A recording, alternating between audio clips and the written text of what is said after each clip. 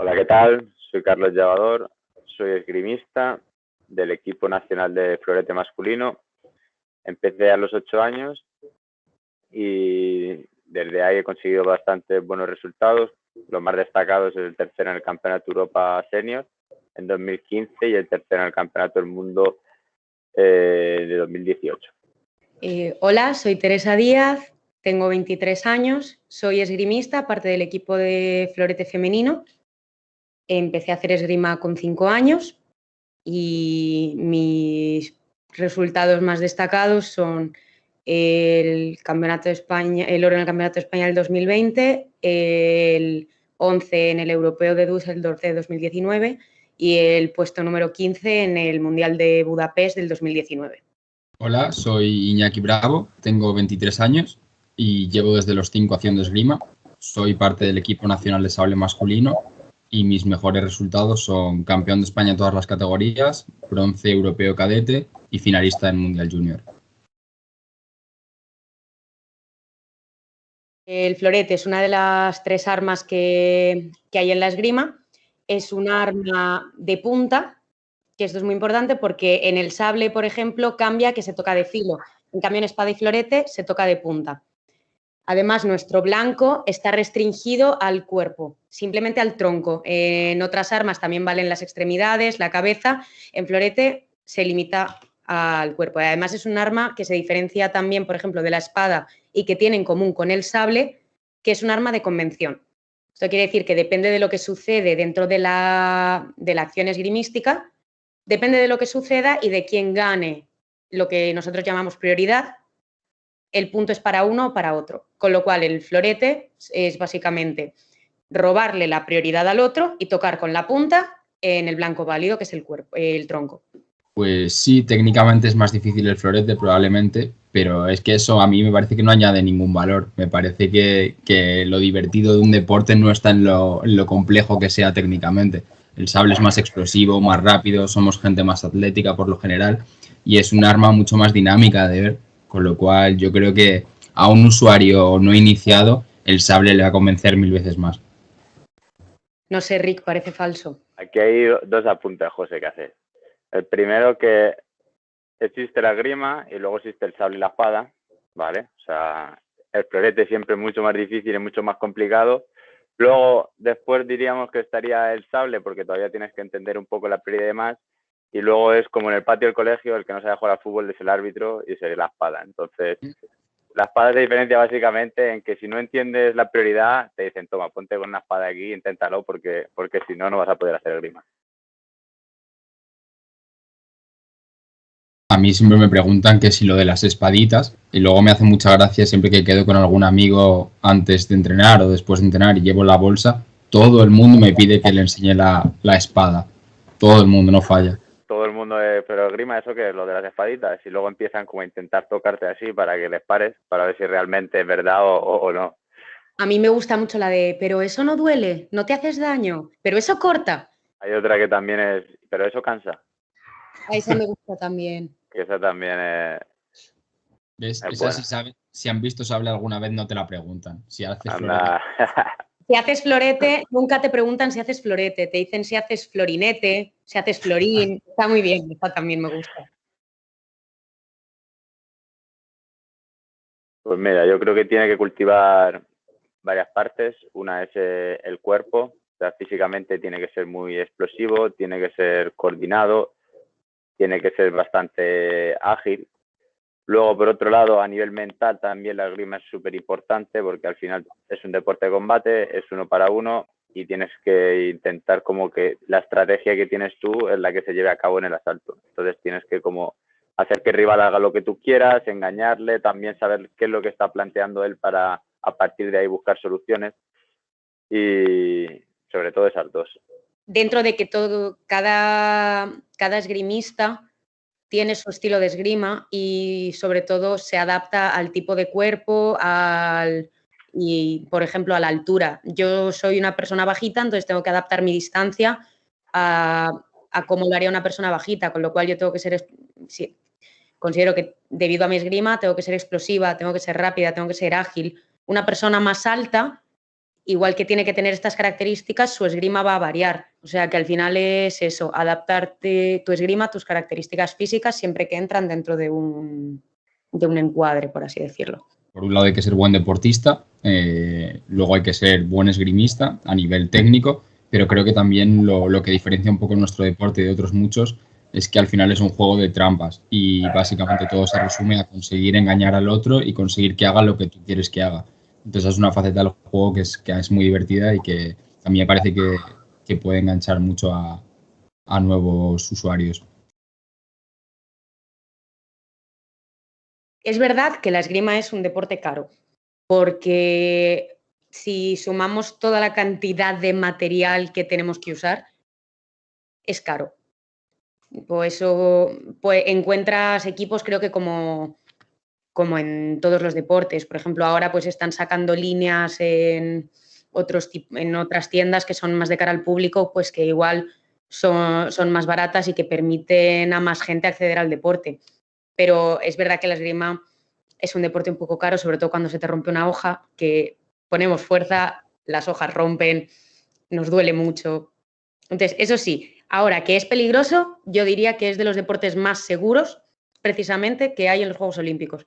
Es más, creo que es de los deportes con menos tasa de accidentes graves que hay. Lo que sí que me gustaría apuntar es que aunque si tú quieres comprarte todo el material y usar el tuyo propio, sí que es un deporte caro al empezar, pero que en la mayoría de clubes, si tú eres un novato, acabas de empezar, probablemente el club te proporcione todo lo que necesitas durante un tiempo para que, bueno, pues pruebes, veas si te gusta y si realmente te merece la pena ir comprando y poco a poco, pues los niños, por ejemplo, lo normal no es que se compren el kit de golpes, sino que poco a poco pues se compren un sable, a los reyes les pidan una careta y así poco a poco. Pero yo diría que por unos 500 euros ya puedes tener el kit completo, el básico, el de entrenar en un club tranquilamente. Yo creo que a lo mejor sí que es verdad que la imagen, sobre todo en esos siglos, cuando estaban en los duelos y demás, al final la gente que hace esgrima y la gente que se batía en duelo y solía ganar eran los que podían costearse un maestro. Entonces al final tenía como una serie de gastos que yo creo que como se ha mantenido esa idea, pero ahora, tal y como se está desarrollando la esgrima, se están haciendo, hay marcas que están haciendo kits de iniciación a precios bastante asequibles. De hecho, ahora en Italia, por ejemplo, el Decathlon también ha sacado una línea de esgrima. O sea que al final estamos llegando, cuanto más gente hay haciendo el deporte, se abaratan costes, sobre todo en la parte de iniciación, pero sí que yo creo que en comparación con otros deportes, sí que pues al final te puedes ir a gastar infinito de dinero, porque cuando ya quieres lo top gama que es el máximo, pues al final ahí depende con el deporte que lo comparemos, o es caro o es a lo mejor ínfimo, como has dicho tú antes con el tema de la vela. Y a nivel de seguridad, sí que en el pasado hubo algunos accidentes, pero yo creo que a día de hoy, o sea, la esgrima es uno de los deportes más seguros. De hecho, cada 2 por 3 están sacando normativas nuevas, se adaptan continuamente. Todo el material que usamos hace pruebas, por ejemplo, las caretas con un punzón le intentan atravesar con 1600 newton, aguantan 1600 newton. Las chaquetillas al final a nivel internacional nos exigen una seguridad que soporte tantos newton que es casi inviable que suceda algo. Y de hecho luego encima es uno de los deportes que es muy poco lesivo. O sea, yo, por ejemplo, en mi vida he tenido ninguna lesión así que me haya apartado de las pistas. Lo más curioso que me ha pasado fue, yo fui aquí a un fisio, que era del equipo nacional, y una vez me dijo, estábamos hablando y me dijo una anécdota y me dijo, cuando tires con este tío, él siempre te deja tocar y luego prueba él. Al principio nos probamos para ver si funciona, ¿no? Y siempre quiere que tú le pruebes y luego le pruebas tú. Entonces me dijo, si le haces que pruebe él y luego le pruebas tú, ha perdido ya. Y entonces cuando me tocó con él en la pista, lo primero que pensé fue en el fisio y decir, vale, pues le hago eso, a ver si es verdad si funciona. Y nada, llegué allí y el tío se quedó parado, yo parado y me decía en plan, prueba. Yo, no, prueba tú. Y él, no. Y entonces me quedé así como ignorándole y de repente se giró para mirar al árbitro en plan, oye, ¿no quiere probar? Y cuando miró para el árbitro le dice, pum, y le toqué y luego me intentó tocar él, pero su luz no se encendió porque hay un tiempo de aparato. Y entonces ya el tío desde ahí como que empezó mal y al final acabé ganándole bastante bien. Entonces no sé si fue eso, pero ahí, por ejemplo, yo intenté jugar todas mis cartas. A mí me ha pasado, pero solo de buen rollito. Pues, por ejemplo, en España, cuando vas a tirar con alguien de otro club y que se acerca un compañero suyo y te dice, vas a perder o algo así. Pero no me ha pasado nada con mucha intención. Siempre el juego psicológico, más allá de que te digan, que te hagan, es un poco pues como lo de Carlos, de sacar un poco de las casillas al rival, que tu juego agobie, que como que va... Es todo un poco por la espalda, nunca es directo. Luego hay otra cosa, por ejemplo, que me pasó, vamos, que creo que nos ha pasado a todos seguro, y yo la aprendí y gracias a Dios no fue en mí, sino en un compañero, y es que te llega el típico que dice, buah, no he entrenado, estoy cansado, es que no voy a casi ni tirar, llevo sin entrenar un mes, y entonces llegas tú ahí como relajado y de repente empieza bum, bum, bum, bum, bum, a super ritmo. Y a mí le pasó a un compañero del club, que yo a partir de ahí lo aprendí, y se pegó un mosqueo el tío, decía, pero si decía que estaba cansado, que estaba medio lesionado y que no iba a tirar, que tiraba pues por no retirarse, pero que casi no iba a tirar. Y acabó palmando y dije, yo esta no me la trago nunca más ya. Bueno, a ver, creo que todos los deportes minoritarios partimos de la base de que no tenemos esa visibilidad y no tenemos esos recursos. Afortunadamente, yo ahora considero que se está haciendo más inversión porque para mí el problema radica en que desde esa medalla la inversión que se ha hecho en los diversos equipos no ha sido tan grande. Pero creo que ahora se está empezando a hacer una inversión gracias a diversos organismos y que está impulsando gente de nivel. También es importante, creo que es importante destacar y que es justo destacar que la clasificación de Carlos para los Juegos ha sido una inversión de él mismo para él mismo. Creo que eso es algo muy importante, que hay gente que está dispuesta a invertir todo eso, pero que un apoyo de más no falta, porque creo que la esgrima española tiene nivel y tiene ganas. A mí me gustaría decir también que por un lado tenemos la desgracia de ser europeos y la esgrima es un deporte en el que Europa es muy fuerte, mucho más que el resto de continentes. Y que la clasificación se consigue por continentes. Entonces, siendo español, compites, digamos, contra el resto de países europeos y si a lo mejor con el mismo nivel deportivo fueras chileno o argentino o de cualquier otro país que no fuera de Europa, probablemente estarían clasificados. Es el tema de profesionalización. Por desgracia aquí en España, bueno, aquí va a parecer que soy un pelota, pero o sea, yo siempre con becas Podium, por ejemplo, con la inversión que hizo Telefónica en su día, cuando no existía, o sea, o eras nivel top y estabas en ADO o no eras nadie. Entonces, ese tramo entre medias, creo que ahí el hecho de que becas Podium hiciera este proyecto con el Comité Olímpico y empezasen a poder financiar y que la gente pudiese empezar a cobrar para dedicarse en nuestro caso, a la esgrima, y hacía que yo pudiese ya, por ejemplo, yo cuando la cogí en 2015, a mí fue un alivio, porque yo podía ya estar en Italia entrenando con los mejores, encima era sueldo que era algo de dinero que entraba a mi bolsillo, o sea, que me permitía poder tener esa motivación para entrenar y aunque estudiase y fuera pasando los cursos un poco más despacio, por lo menos poder dedicarme a entrenar y no perder dinero, sino incluso ganar un poco. Y de hecho,